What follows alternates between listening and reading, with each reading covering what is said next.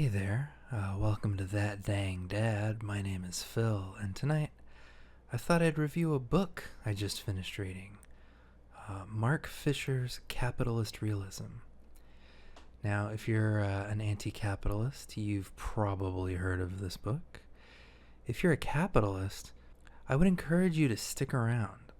As you can see, I don't do hour-long deep dives, so at worst, spend like 10 minutes hearing what Fisher has to say. If you think he's out of his mind, I have prepared a fertile comment garden in which your objections might find purchase.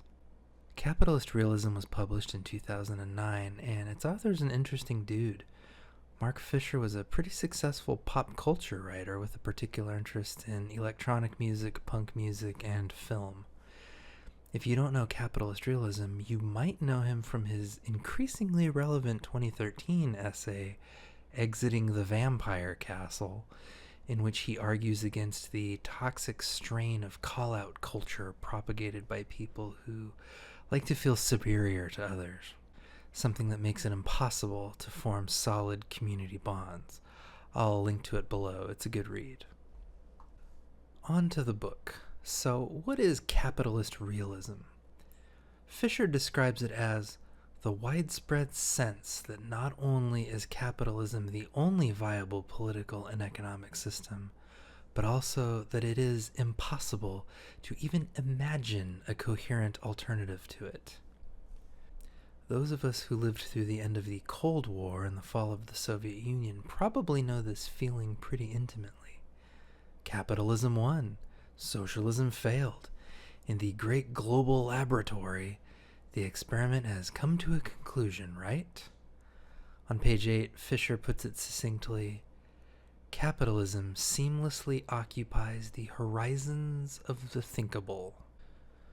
Throughout the book, Fisher tries to show that this feeling isn't located just in art or political speech, but in the entire atmosphere around us, influencing our thoughts and actions, our politics and pop culture, businesses and human relations. As someone who's very into music and film discussion, as you may know from my previous videos, I was particularly interested in Fisher's observations on the effect capitalist realism has on creative expression, particularly rebellious expression. On page 4, he states, capitalism is what is left when beliefs have collapsed, and all that is left is the consumer spectator, trudging through the ruins and the relics. He references Frederick Jameson's notion that postmodern culture would become dominated by pastiche and revivalism. He gives one example in another of his books, Ghosts of My Life, when he mentions that Adele is a wildly successful modern artist, but her music feels retro, that nothing about it feels 21st century. He says that her music is saturated with a vague but persistent feeling of the past, without recalling any specific historical moment. Another example of this might be the oversaturation of remakes and reboots in cinema. By the time my daughter's 10, there will be an animated and live-action remake of almost every Disney movie for her to choose from. However, maybe the most hilarious version of this, and one that I participate in happily, is a cyberpunk fetish in film, music, and especially video games. You know, it's funny, we're all living in a budding cyberpunk hellscape right now, but I'm still nostalgic for the neon-soaked nightmares of yesteryear.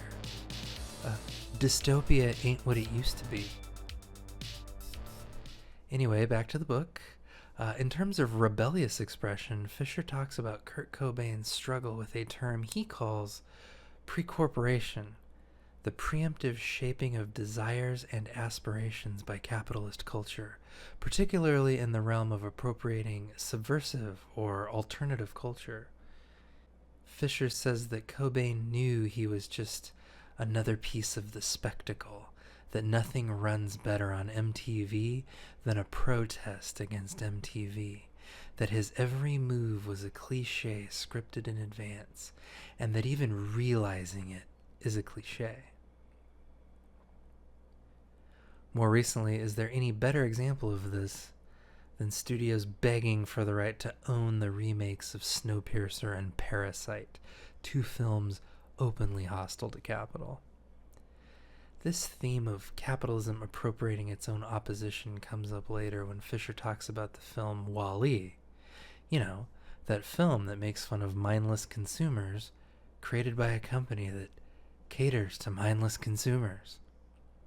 Instead of the audience feeling insulted, though, Fisher remarks that Wall-E evokes something called interpassivity, in that the film performs our anti-capitalism for us, allowing us to consume with impunity.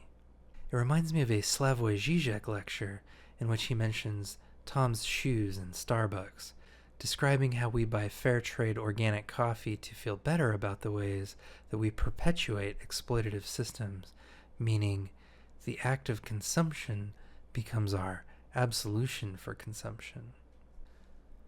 Later in the book, Fisher discusses the effects of capitalist realism on work, bureaucracy, and hierarchy.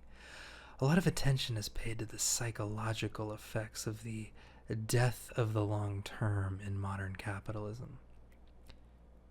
Fisher says that where formerly workers could acquire a single set of skills and expect to progress upward through a rigid organizational hierarchy, now they are required to periodically reskill, and a premium is placed on flexibility. Fisher notes that as work becomes more stressful, family life becomes more of a respite from the grind, but that capitalism requires the family even as it undermines it by denying parents time with their children, putting intolerable stress on couples who are the exclusive source of effective consolation for each other. Fisher states that to function effectively as a component of just-in-time production, you must learn to live in conditions of total instability or precarity. And whether you like capitalism or not, it seems uncontroversial to me to say that this precarity is a defining spirit of the times that we're living in, particularly during this great network of crises happening here in the United States in 2020. I mean, we've got millions of jobs lost, millions of people without health insurance, low-paying gig jobs that come and go randomly, everybody making ends meet via GoFundMe. The lower and middle classes are in a horrible place right now, and it's only getting more precarious. Later, Fisher asks, does anybody really think things would improve if we replaced the whole managerial and banking class with a whole new set of better people? On the contrary, it's evident that the vices are engendered by the structure, and that while the structure remains, the vices will reproduce themselves. In the wake of the 2008 credit crisis, Fisher rightly predicts that the blame would be put on individual bad actors abusing the system, but that when it came time to punish them, these actors would instead say that the system was at fault and that no individual could be held responsible. While he doesn't make this point directly after his discussion of precarity, I do think that the two are connected anyway in terms of how tech bros are allowed to, quote-unquote, disrupt industries with no concern for the well-being of the workers. In the interest of time, I'll let you discover some of the fun stuff that I've skipped over for yourselves, but anyway, towards the end of the book, Fisher continues to explore the connections between the ideas that we've talked about above. He quotes Jameson again, saying that we're living through an unprecedented rate of change in all levels of the social life, but an unprecedented standardization of everything else.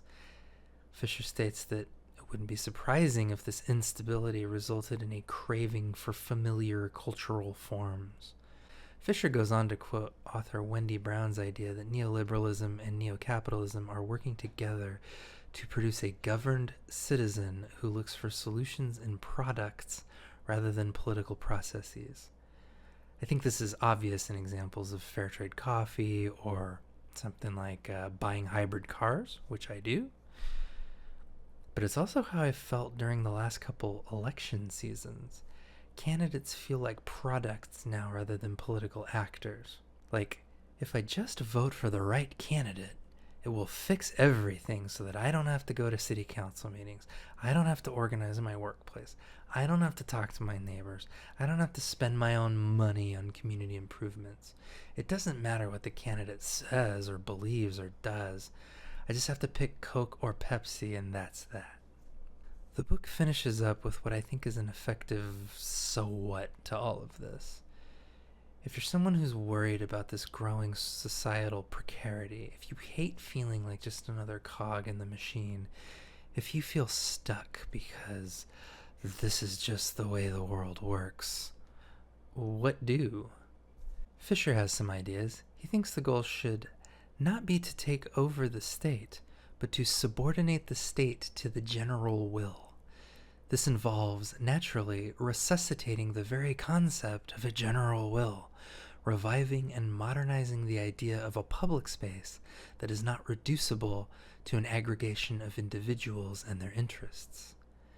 I took this as like the key point in the book. It's not ultimately about individual actors, it's about the structures that enable, empower, and entice them. And I think this is why Fisher explicitly advocates for a rival to capital, not a reaction to it. For example, a new way of doing business that gets rid of pointless bureaucracy and honors worker autonomy. Instead of just having new managers in charge of old systems, Fisher advocates for new political entities to emerge not based on gestures and spectacle, but on really improving the lives of workers in the real material world. The looming eco-catastrophe and capitalism's demand for endless consumptive growth are about to have a deadly collision, or more likely, they're having it right now. And per Fisher, we have to decide whether we're going to collectively manage these crises as a community of citizens, or whether we're just going to let corporate and governmental protectors of capital use our pliant consumer bodies as human shields. And speaking personally, in 2020, I think this has to resonate as we in the US watch our elected officials pull trillions of dollars out of a hat to pay off their friends and donors, and then argue for austerity for your family, for your small business, for your neighborhood. To put it another way, when you can't pay your mortgage because of a pandemic and you get kicked out of your house, the people that we all voted for, regardless of party, have voted to make sure that their pals have enough money to buy your house and sit on it for a few years as an investment property while you and your kids couch surf, because that's what the structure demands. And now they're coming for your Social Security money. They want your fucking retirement money. They want it back so they can give it to their criminal friends on Wall Street. And you know something? They'll get it. They'll get it all from you sooner or later because they own this fucking place. It's a big club, and you ain't in it. You and I are not in the big club. In terms of a review, I found Capitalist Realism to be pretty readable. It's easy to understand. You know, he quotes some big, beefy philosophy nerds like Zizek and Deleuze and Guattari, but this is not a book that tries to intimidate you with big words and overly complex constructions. Fisher uses familiar music, movies, TV shows to make his points. Whether you agree with them or not, I think you'll be able to at least say that you understood them. I think this is a great entry point for engaging with anti-capitalist ideas, whether you're somebody who's exploring that ideology for yourself or whether you're somebody that wants to argue against it. This book is definitely not interested in painting any one person as a monster or a villain. There's no Bush did this or Reagan ruined that, because the whole point of the book is to point out the structures at play. You will not walk away from this book feeling attacked, but you might walk away feeling depressed that Fisher was saying this in 2009, and now it's 2020, and Anyway, to boil it all down, I give Capitalist Realism 5 out of 5 dads.